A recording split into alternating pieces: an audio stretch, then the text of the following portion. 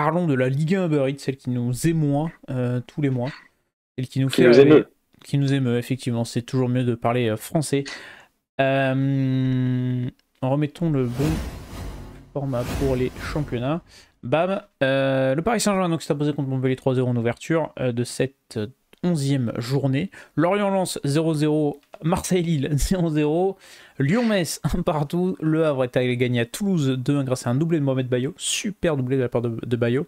Reims est allé s'imposer à Nantes 1-0. Strasbourg-Clermont 0-0.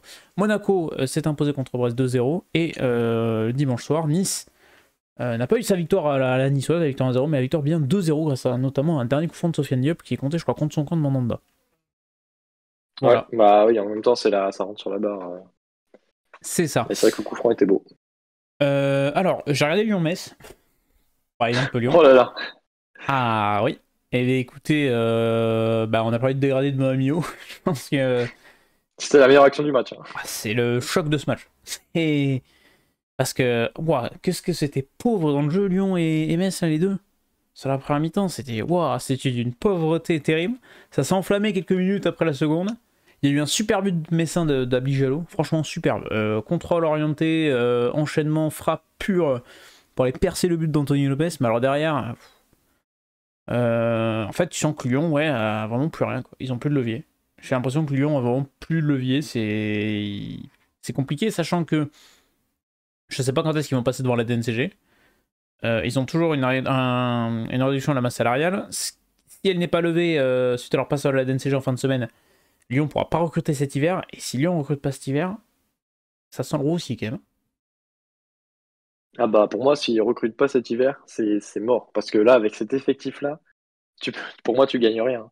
Clairement, enfin, tu gagnes rien. J'espère pour eux qu'ils gagneront un match. Et je pense que ça arrivera. Enfin, quand je vois le calendrier, je sais pas quand. Mais, euh, mais là, si tu recrutes pas, d'ailleurs, il y a un très bel article qui a été fait sur les potentiels recrues, enfin, que pourrait aller chercher Ah ouais. Lyon. Ouais, sur Daily Mercato, Ah je bah vous attends, invite à aller le je vais lire. aller voir ça, je vais aller voir ça. Et, euh, et en vrai, tu vois, même si toutes les recrues sont pas forcément réalistes, enfin, je sais pas réalistes à 100% en fonction des budgets, des salaires, etc. Bah, je pense que un ou deux joueurs de ce calibre, tu vois, pas forcément eux, mais un joueur de ce calibre ou de cette expérience, etc., ça peut que aider Lyon, parce que là, je pense que de toute façon, ils peuvent pas faire pire, donc s'ils peuvent pas recruter, ah, il est magnifique. S'ils peuvent pas recruter, je vois pas comment ils peuvent y arriver. C'est vrai qu'ils ont réactivé la piste à la Sainte Pléa. Alors, je sais pas si la priorité est de recruter quelqu'un offensivement, même si tu marques pas, mais bon, t'es quand même la pire défense et la pire attaque de Ligue 1. Tu me dis, les priorités elles sont un peu partout. Mais je prendrais peut-être un mec au mitard, moi, hein, personnellement, si j'étais l'Olympique Lyonnais, si j'avais l'occasion de prendre Ah quelqu'un. ben, je suis complètement d'accord avec toi. C'est pour ça que j'en ai mis dans le top 5 là, j'en ai mis deux. Parce que pour moi, j'en ai mis un créatif et un peu plus défensif. Parce que je pense que c'est vraiment le secteur on le disait, entre Paris et Milan. Paris, ils se sont fait bouffer au milieu, ils ont perdu le match. Je pense que quand tu joues un match de foot, le milieu de terrain, c'est vraiment la clé, ou en tout cas une des clés principales. Surtout que Et, celui de euh, Lyon est et là, vraiment en panne, hein, pour le coup, parce que. Alors, Skelly Alvero a pas fait un match horrible, mais tu sens que c'est encore un peu tendre.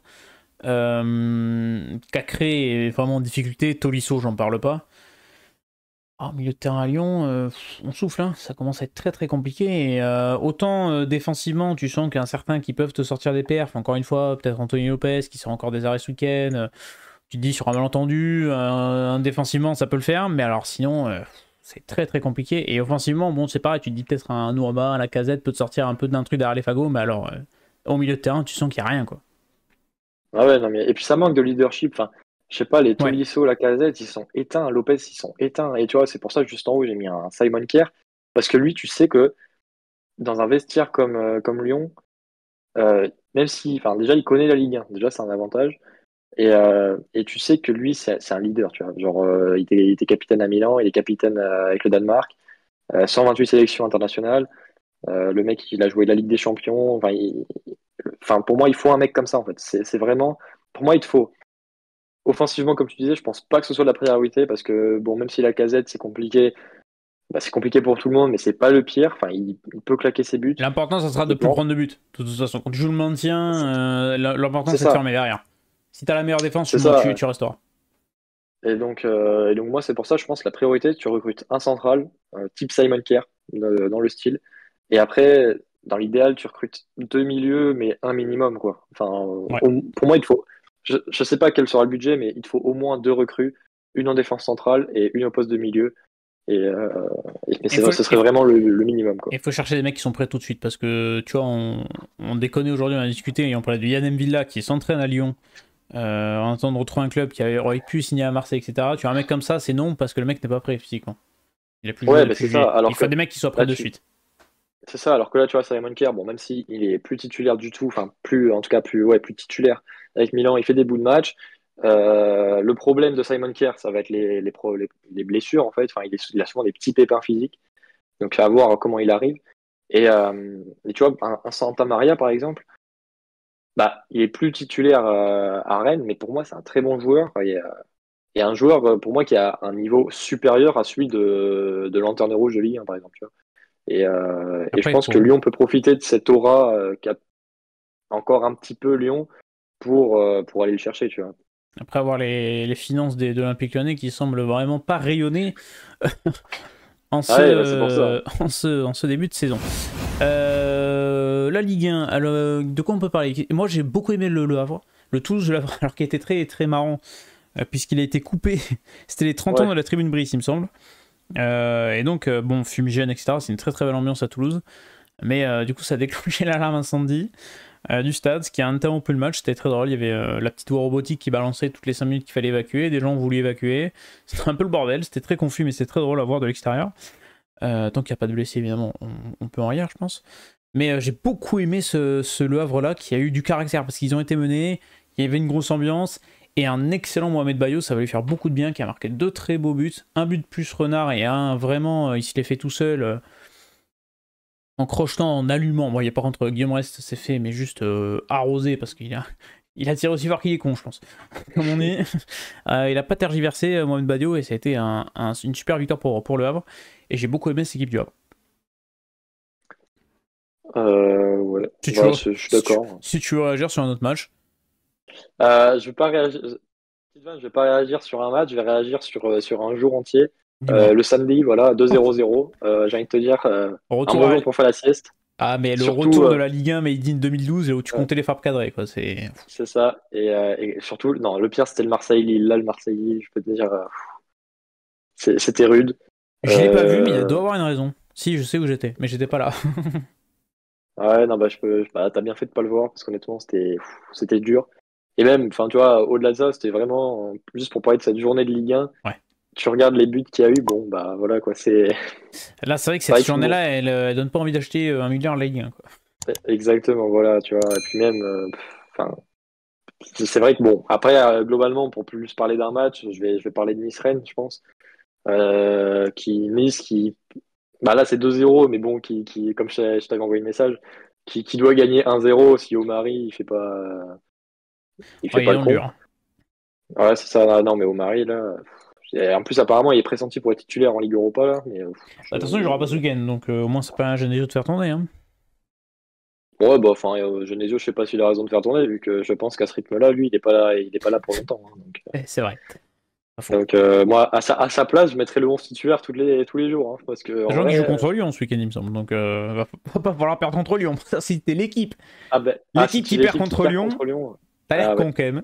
Donc, Non, mais là, hmm. je pense que quand Lyon gagnera un match, on va plus foutre de la gueule de l'équipe qui va perdre que de Lyon qui gagne un match. Hein, parce que Ah là, bah, actuellement, c'est une performance hein, de perdre contre Lyon. Parce ah que bah, si personne bah, l'a fait quand en tu vois 11 que. journées, Ouais, c'est que t'as c'est quasiment la ça. moitié des clubs de Ligue 1 qui l'ont fait pour l'instant, qui l'ont pas fait pour l'instant. Donc, Et puis même les clubs les plus nuls, genre Clermont-Metz, bah, ils ont réussi à accrocher un match nul ou une victoire. Tu vois, donc j'ai envie de te dire, j'ai ouais. hâte de voir ce match ce Mais je week-end pense que parce ça arrivera que. un jour, mais je sais pas contre qui par contre. Ah ben honnêtement, moi bah, justement je vois bien une victoire contre Rennes parce que tu te Bah, de dis toute Rennes façon, c'est moi, entre guillemets ouais, t'as que 2-3 équipes c'est- comme ça qui sont. bah en fait tu te dis Rennes c'est entre guillemets un gros club hein. Enfin je veux dire dans le jeu là maintenant ça l'est plus, enfin ça l'est pas en tout cas cette saison. Mais tu sens que c'est la victoire un peu contre le gros, tu vois, personne s'y attend, tu vois, parce que en plus tu sors d'une défaite contre Clermont, tu sors d'un match nul contre Metz, tu te dis ils vont jamais gagner à Rennes et en fait bah Rennes tu vas te rendre compte qu'ils sont pires en fait, donc enfin pire peut-être pas mais pas mieux en tout cas et donc bah, je les vois bien faire une petite victoire à l'arraché 1-0 un truc comme ça. C'est typiquement l'équipe qui sait pas jouer contre les petits. Enfin, je sais pas si on peut considérer que Lyon comme un petit, mais tu. Si, ouais, bah si.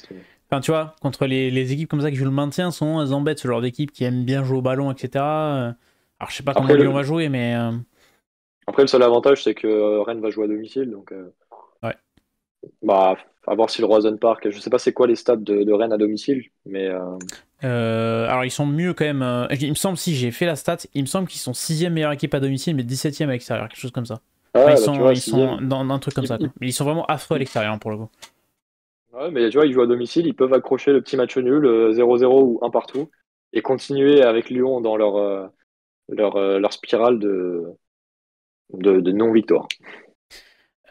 Prochaine journée de Ligue 1 qu'on enchaîne rapidement. Ça va être ce week-end avant la trêve internationale. Il faut le dire, parce qu'après c'est la trêve. Montpellier-Nice dès le vendredi, Reims-PSG le samedi, Le Havre-Monaco, Brest-Strasbourg, Clermont-Lorient, ça va être très important pour le maintien, Metz-Nantes, Lille-Toulouse, à Rennes-Lyon donc, et le dimanche soir 20h45, Lens-Marseille. Est-ce que on n'a pas parlé de Marseille? Si, on a un peu parlé de Marseille sur un match chiant à crever, mais est-ce qu'il y a un match dont tu as envie de parler là, rapidement sur la prochaine journée avant la trêve? Oh, bah, je pense que on a parlé du Rennes-Lyon, donc ça c'est fait, mais après, à part ça, je pense que le Lens-Marseille va être un vrai test pour Marseille et pour Lens aussi, parce que Lens en Ligue 1, on le sait, c'est pas terrible. Marseille, globalement, c'est pas terrible. Euh, donc c'est un bon test pour les deux. Ça va permettre de jauger et de savoir quelle équipe en fait a le plus de certitude ou pas, parce que, enfin, en vrai, là, je serais incapable de te donner un vainqueur, tu vois. C'est vrai que c'est Parce compliqué. que, Je mettrais peut-être plus Lens sur une pièce sur Lens parce qu'ils sont chez eux, mais et Marseille ouais, a perdu voilà. Rongier en plus. Et ça, je ne sais pas comment ils vont jouer au milieu de terrain sans Ouais, Valentin Rongier, qui a quand même un apport c'est assez vrai. important. Ils ont perdu Aubameyang aussi. Bon, après, je sais pas si ça c'est une grosse perte, mais non, On verra, mais et on verra et- cette semaine en Ligue Europa. Hein. ouais, c'est ça. Mais enfin, en tout cas, quoi qu'il en est, ça reste une absence de taille, tu vois. Enfin, en termes d'impact dans l'effectif, ça reste une grosse absence. Donc, j'ai plus tendance à mettre une pièce sur Lens, Ouais. mais après, honnêtement, si Marseille gagne, ça me choquerait pas non plus. Moi, je mettrais plus une pièce sur Lens dans le sens où ils sont à domicile. Ils Ouais. auront plus de jours de repos parce que les deux équipes vont jouer en Europe, mais Marseille va jouer jeudi et Lens ce soir, donc un jour de plus, ça peut compter. Et puis voilà, pour les pertes aussi de Marseille où tu perds Rongier, tu perds Aubame, donc à voir. Et je vais être intéressé aussi par le Havre-Monaco qui va être intéressant. Je ne sais pas Ouais. si le Havre va réussir à enchaîner. Monaco aussi propose quand même un jeu assez intéressant à suivre, donc je pense que ça va être un match ultra intéressant. Et on continue la petite Ligue 1, on le débriefera la semaine prochaine, puis on verra ce qu'on fait pendant la trêve aussi. On fera des tier list sûrement. Puisque c'est ce qu'on préfère. Avant de passer à la Ligue 2, le classement Nice reste leader devant le Paris Saint-Germain, un petit point d'avance pour les Niçois qui n'ont toujours pas perdu le moindre match. C'est quand même une belle stat qui n'a jamais été menée, je crois, à Nice au score cette saison, si j'ai pas de conneries. Monaco 3ème, Reims est à 3 points de Monaco, mais on sent quand même qu'il y a un gap qui se creuse entre les 3 premiers et le reste, même si Lille et Reims restent peut-être un peu à l'affût. Mais derrière, Brest 6ème et Le Havre 7ème, c'est plus des surprises, je dirais. Qui sont là avec 15, 14, même Nantes 8ème. Hein. Franchement, globalement, ces trois équipes-là sont assez surprenantes. En fait, Prennent des points importants pour le maintien, même si la forme brestoise est quand même cata. En fait, c'est pas compliqué. Tu regardes de la 6e à la 8e place. Normalement, dans le sport, rien n'est normal, mais j'ai envie de dire, tu regardes les 3 suivantes, de la 9e à la 11e place, c'est des Ouais. équipes qui devraient être là, tu vois. Normalement, t'inverses. C'est ça. Tu vois l'enchaînement Marseille-Lens-Rennes. Juste derrière Brest, Le Havre, Nantes, c'est pas normal. Enfin, c'est pas normal. C'est bien pour Brest, Le Havre et Nantes, mais c'est pas normal pour Marseille, Lens et Rennes, tu vois. Je suis d'accord. Euh, donc, Surtout que si même tu Reims regardes 4e, c'est pas normal. Enfin, tu vois, si tu regardes les formes de Lens, Marseille et Rennes, surtout sur les 5 derniers matchs, c'est 4 victoires à E3 quand même. C'est pas beaucoup. Ouais, Hein. non, mais c'est ça. 4 victoires sur 15 possibles. Ouais, non, c'est ça. Donc, honnêtement, bravo Nantes, Le Havre et Brest. Mais après, je pense pas que ça va durer non plus. Non, ils prennent des points Et, importants pour le maintien, hein, surtout. oui, non, mais c'est ça. Je pense que le maintien, je vais pas dire qu'il est assuré maintenant, parce qu'une saison, on n'est même pas à la moitié de la saison, mais quand tu vois les états de forme de Lyon, Clermont, Metz, voilà, même Lorient, je miserais plus une pièce sur eux sur la descente, donc c'est bien pour eux, quoi. Et puis, à part Nantes, où c'est toujours, enfin, c'est les montagnes russes, c'est jamais au beau fixe. Le Havre et Brest, c'est vraiment plaisant, ça travaille vraiment bien, donc c'est bien pour eux. Sachant que du coup, dans la zone rouge, Metz barragiste 10 points à un petit point de retard sur Lorient, Toulouse, Montpellier. Il va falloir commencer à s'inquiéter. Strasbourg m'inquiète de plus en plus quand même, parce que t'as plus que 2 points d'avance sur le barragiste. Et vu la forme et vu la gueule du jeu, c'est vraiment inquiétant. Clermont est donc premier relégable avec 6 points, il y a déjà 4 points d'écart avec Metz, et puis Lyon a déjà 6 points de retard sur Metz, 7 sur Lorient. Ça commence à faire beaucoup, surtout que bon, ces deux équipes ont certes un match de retard, mais bon, contre Clermont c'est à Montpellier et Lyon c'est à Marseille. Donc c'est pas non plus après, Lyon, c'est à Marseille, normalement. Enfin, de ce que j'ai compris, ça serait pas délocalisé normalement. Peut-être, je crois, effectivement. Mais bon. Donc, enfin, après, tu joues quand même à l'extérieur, mais Tu joues quand même Marseille, on verra. c'est ça. Mais tu vois, là, c'est là qu'on voit qu'une Ligue 1-18, c'est vraiment plaisant parce que bah, tout le monde a un truc à jouer, tu vois. Enfin, tu Ouais. regardes, à partir de Strasbourg, bah, le maintien, il n'est pas assuré, même Rennes, hein, qui a le même nombre de points, mais je veux dire, je crois que j'espère que Rennes, Lens, Marseille, etc. Ah oui, vont se ressaisir parce et que oui, parce que en une tu vois. journée, techniquement, Marseille peut être barragiste, tu vois. Ils ont que 3 points d'avance. Oui, Mais bon, non, mais je pense pas que ça c'est sera ça c'est en fin pour de saison, ça. quoi. Et voilà, moi, enfin, je prévois la fin de saison, tu vois. Je pense que le maintien, ça va se jouer de la 12e à la 18e place et que les places européennes, ça va se jouer. Je pense que tu vois, tu vas avoir quoi? Trois équipes qui vont rien jouer, tu vois. Je pense qu'il Je y aura pense que, 3 en fait, blocs. Tu auras le bloc pour, ouais, pour le podium, le bloc pour les places européennes et le bloc pour le maintien. bah, Et tu c'est auras ça. peut-être Et une tu vois, ou deux équipes qui vont jouer au milieu. tu vois, moi, c'est ça, moi, tu vois, par exemple, bah, je pense que typiquement, les blocs, on les a, tu vois. Je te dis, à partir de la 12e, Strasbourg, ça va jouer le maintien. Pour Donc vraiment, moi, le bloc du bas, je pense en que ça cours de bougera pas. saison, c'est ça. Après, je pense que tu peux intervertir le groupe Rennes-Lens-Marseille et Nantes-Le Havre-Brest parce que je pense que la saison va faire que ça va se rééquilibrer et ça va repasser, tu vois. Mais du coup, je pense que Nantes-Le Havre-Brest, ça va rien jouer de la saison. Le maintien va être assuré assez vite si ça continue comme ça, mais ils vont pas jouer l'Europe non plus. Et après, tu auras la bataille avec les places européennes à partir de la 7 ou 8e place et après le podium, etc. Mais donc, en vrai, cette Ligue 1-18, elle me plaît, tu vois, parce que tu as l'an dernier, ou enfin même les autres années, à 20, où tu avais vraiment un ventre mou qui était composé d'un groupe de 4-5 équipes. Ouais. Là, bah, honnêtement, il y a très peu d'équipes qui peuvent se reposer, quoi. On va enchaîner. On va parler de la Ligue 2, messieurs. Notre bonne vieille Ligue 2 BKT, l'antichambre de la Ligue 1. Alors, à part le Concarneau qui est annulé pour cause d'intempéries, évidemment, on a eu tous les matchs qui se sont déroulés. Saint-Etienne fêtait ses 90 ans, a été battu par le Paris FC. J'étais assez surpris de cette défaite de Saint-Etienne, mais qui n'a vraiment pas proposé grand-chose dans le jeu. C'était vraiment très très pauvre. Je me suis vraiment ennuyé devant le match. Laval est allé gagner du côté d'Annecy et reprend sa série reprend une petite victoire. Queville s'est imposé contre Rodez 3-1 avec un très bon Logan de Laurier Chauvet. Voilà, je tiens à signaler. Amiens est allé taper Dunkerque, Bastia a gagné contre Bordeaux, 3 remporté un match important contre Caen et ce qui a un peu coupé la tête de Jean-Marc Furlan qui a été mis à pied par le Stade Malherbe. Angers a tapé Valenciennes 2-0, Valenciennes qui s'enfonce là, plus ça avance, plus le projet valenciennois on n'y croit plus, déjà qu'on n'y croyait pas beaucoup de base, mais alors là, scandaleux. Ajaccio a explosé Grenoble 3-0, je suis très surpris de la forme de Grenoble qui est vraiment pas bien en ce moment. Et Guingamp qui allait taper Auxerre. Voilà, j'ai regardé ça, j'ai vu le match, et ils ont beaucoup subi les Guingampais, mais ils ont tenu, ils ont fait le job contre Auxerre. Un match qui s'est fini à 10 contre 10 après une petite péripétie, une droite qui est venue un peu de nulle part de je ne sais plus quel Auxerrois. C'était bien joué de sa part, magnifique. Bah, je pense que tu vas nous parler de Guingamp, qui a joué lundi, qui a gagné, qui...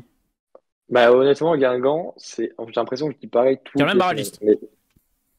Ouais, non, mais c'est ça. J'ai l'impression que je dis pareil toutes les semaines, mais Guingamp, c'est. Un coup, ils vont me perdre, je vais dire, bon, bah, j'y crois plus. Et la semaine d'après, ils vont gagner, je vais dire, ah, bah, peut-être. Alors, peut-être. Là, la semaine prochaine, bah, tu vois, là, je vais te dire peut-être, pourquoi pas. Et la semaine prochaine, bah, je sais pas contre qui ils jouent, mais ils vont se faire taper, tu vois. Donc, Ça sera du côté de Rodez. bah, en vrai, bon, allez, j'ai envie d'y croire, mais enfin, tu vois, comme je dis, enfin, honnêtement, je préfère plus donner de pronostics avec Guingamp parce que, honnêtement, c'est une équipe qui défie tout pronostic. C'est une équipe surnaturelle. C'est la définition de l'inconstance. C'est quand tu dois gagner ton match, tu le perds, contre Bastia notamment. Et quand tu dois perdre ton match, enfin, quand tu dois le perdre, en tout cas, quand tu dois pas le gagner contre Auxerre, et bah, tu le gagnes. Tu vois, c'est mystique. Et j'ai envie de dire, bah, Guingamp n'était pas fait pour monter. Et peut-être que comme ils sont mystiques, bah, ils vont monter. Tu vois. Enfin, je sais pas.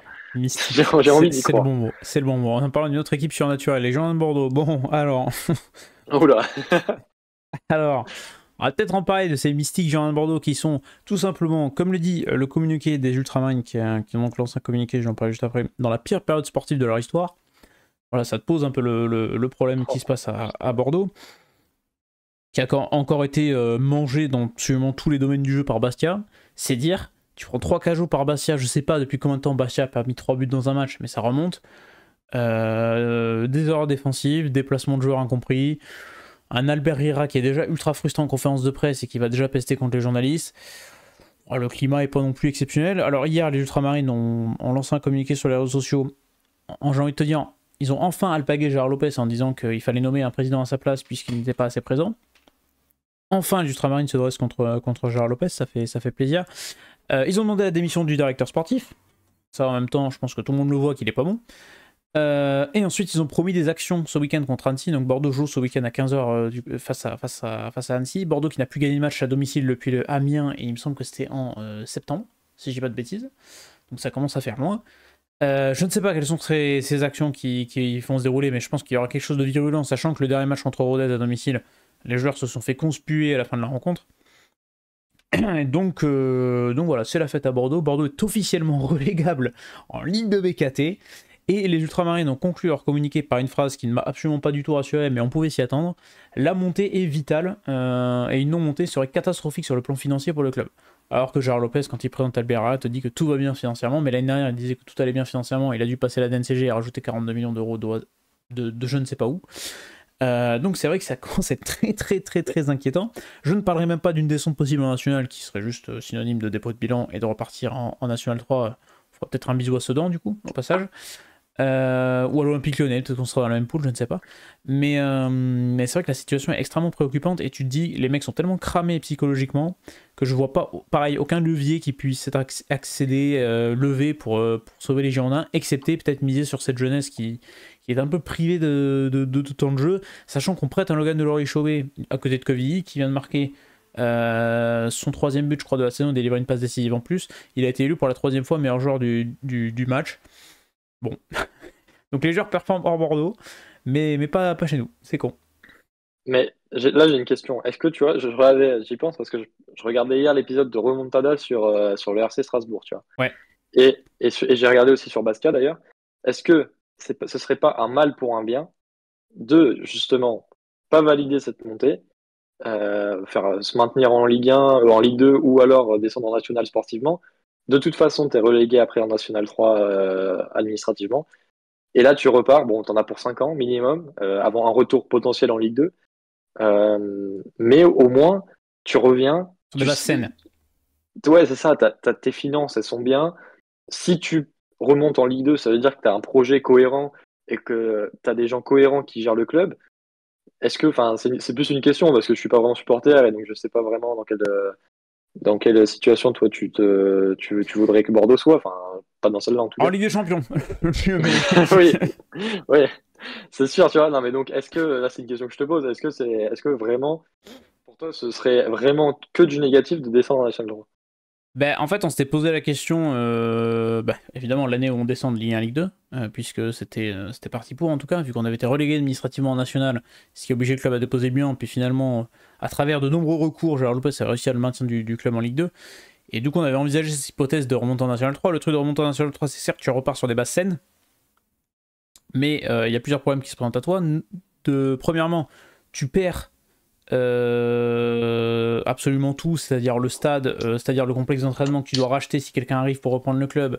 Tu peux potentiellement perdre le nom, le palmarès, etc. si tu dois repartir de 0 à vraiment 0-0. Donc c'est très compliqué et d'un point de vue historique, ça fait quand même mal. Et si quelqu'un arrive pour sauver le club en National 3 financièrement et de reprendre tout ça, il va devoir racheter le complexe du Hayan qui quand même coûte une blinde. Faut s'investir financièrement et la réussite n'est pas surtout obligatoire. Je veux dire, des clubs qui font comme Strasbourg, il n'y en a vraiment pas beaucoup. Tu vois, des clubs qui ont coulé et qui sont jamais remontés, t'as plus d'exemples comme ça que l'inverse. Oui, mais c'était pas des clubs historiques comme Bordeaux, tu vois, ou comme Strasbourg, par exemple. Moi, dans le style, en termes. Et encore, Bordeaux, c'est un level au-dessus de Strasbourg, je pense. Je pense que Strasbourg, c'est le club le plus gros qui est en France qui a jamais été relégué administrativement en National 3, tu vois. Et quand tu vois comment ils sont remontés, je vais pas dire si rapidement, en fait, ouais, si, ils sont remontés rapidement. Ils ont fait 5 ans, 5 montées, les mecs. Ouais, tu vois, c'est pour ça. Donc, je me dis, est-ce que après le prestige d'un club, ça fait pas tout ça, on le voit avec Lyon. Hein. Lyon, ça doit être un club prestigieux. Les clubs qui jouent sur leur prestige, souvent, ils sont pas bien sportivement. C'est Bordeaux pour ça, est un parfait exemple. Mais tu vois, les clubs qui ont été relégués, enfin, qui ont été relégués administrativement, comme les Évian, etc., les Guignons et tout ça, est-ce que ils avaient aussi la capacité à lever, entre guillemets, des foules, enfin, et une base, une fanbase solide pour perdurer? C'est pas vraiment le cas à Bordeaux, je pense. J'ai l'impression que c'est plus le cas, tu vois. Ça dépend de qui reprend après. Et ça dépend le projet que tu mets Oui, en place, mais c'est vrai que c'est quelque chose qui peut être envisageable en tout cas. C'est un truc qu'il faut pas oublier comme idée. Sachant que moi, ce qui m'en fout, c'est que au moment de la crise Covid, on propose à Bordeaux de déposer le bilan sportivement parce que pareil, les finances à Bordeaux sont d'une catastrophe monumentale. Mais on propose à Bordeaux de déposer le bilan au moment de la crise Covid, mais avec vu que tu as la crise du Covid, tout ça, on dit à Bordeaux, bon, ben, vous déposez le bilan, mais vous repartez pas en National 3 comme aujourd'hui, mais en Ligue 2. Et à ce moment-là, bon, bah, ça s'est pas fait. Ah putain, je me dis, en fait, avec ce que je vois aujourd'hui, putain, mais qu'est-ce qu'on serait bien avoir déposé le bilan en 2020 au moment de la crise Covid, d'être reparti en Ligue 2 avec des finances saines, avec un nouveau projet.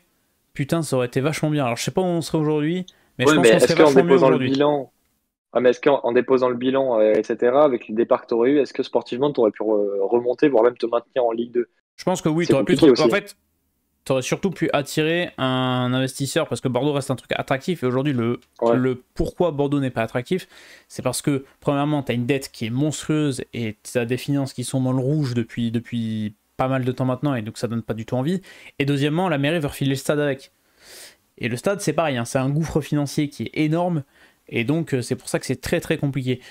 Si tu repartais à l'époque en Ligue 2, tu repartais au moins avec des finances saines, mais t'avais pas ce problème de bah la ouais. dette, et vu que ça reste un club quand même, la ville etc. est assez prestigieuse et attire pas mal de monde, je pense que tu aurais pu avoir un repreneur. Maintenant, j'ai Ouais, mais tu vois, l'impression que mais depuis 2-3 semaines, enfin même depuis plusieurs mois maintenant, j'ai l'impression que Gérard Lopez veut refiler le club. Donc je sais pas où ça en est dans les négociations, ça m'étonnerait pas qu'il y ait des repreneurs, sachant que les discussions ont été avec Gérard Lopez, c'est un des seuls qui avait accepté de reprendre Bordeaux avec la dette. Alors que les autres négociants à l'époque qui étaient arrivés aux côtés enfin, face à Gérard Lopez pour négocier la reprise du club, parce qu'il y avait, je crois, 4 ou 5 repreneurs à cette époque-là, était en train de négocier pour essayer de pas avoir la dette, pour essayer de négocier un petit peu sur l'ordre financier, etc. Et lui est arrivé en disant non, je reprends, machin, tout ça, et on verra plus tard. Bon, aujourd'hui, ça le fait pas. Mais je sais pas, j'ai l'impression qu'il veut refiler le club. Je sais pas où sera l'année prochaine, mais j'ai pas l'impression que Gérard Lopez sera à la tête des Girondins de Bordeaux la semaine prochaine. Ça m'étonnerait. Maintien ou non en Ligue ouais, 2, hein. bah, est-ce que c'est une mauvaise chose? Parce que à temps, j'ai l'impression que le mec est pas là. Enfin, Ah non, mais moi j'ai après, jamais, jamais, en fait, j'ai jamais ouais, apprécié après Gérard ça Lopez dépend. et son passé ne parle pas pour lui, quoi. Je veux dire, quand tu fais couler une écurie de F1 et de clubs de football, bon, et que tu mets dans le rouge le LOSC, bon, dessert plus qu'autre chose.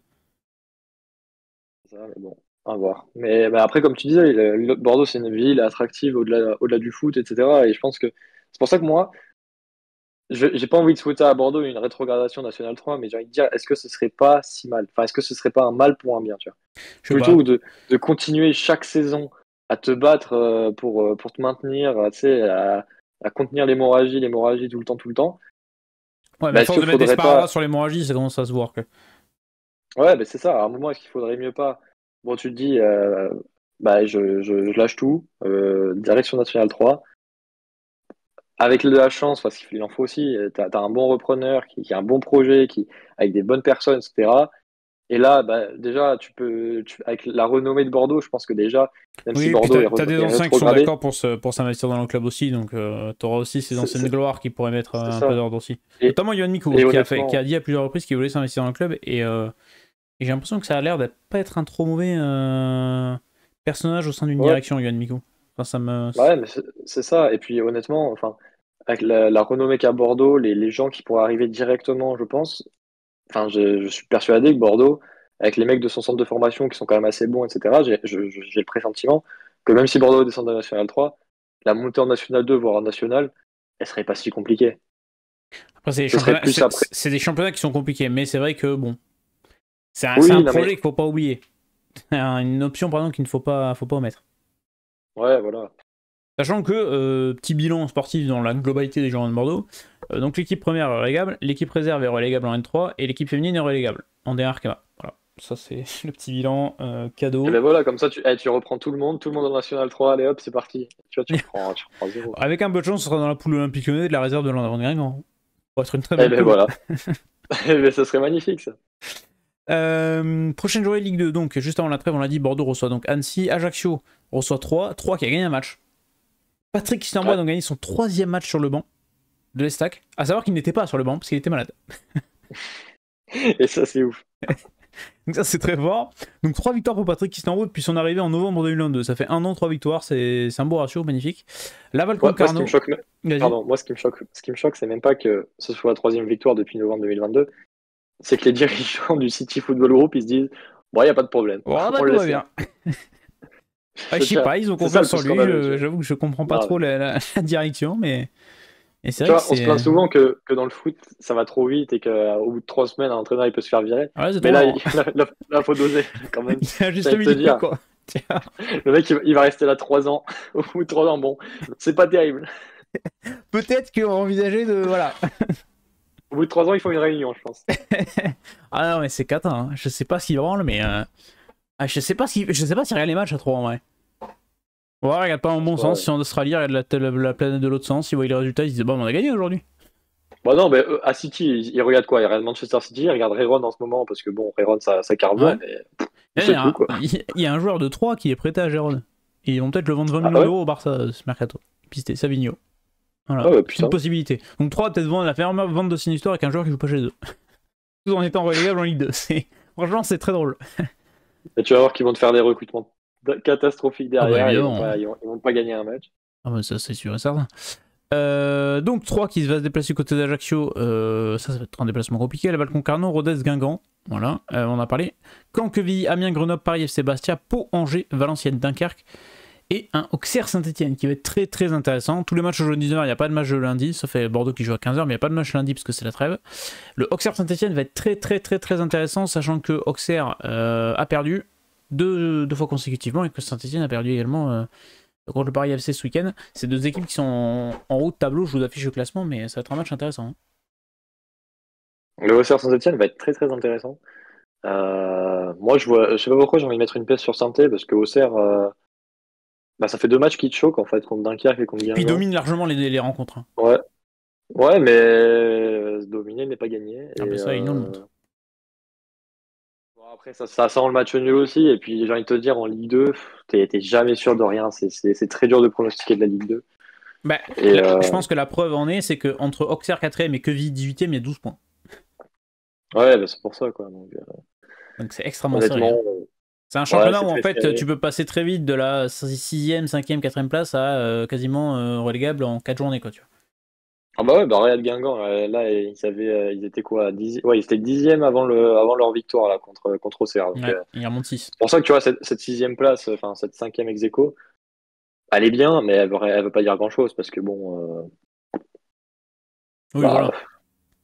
Tu sais que dans 2 journées, si tu perds 2 fois d'affilée, tu sais que tu te retrouves 14e, donc ça sert pas à grand-chose.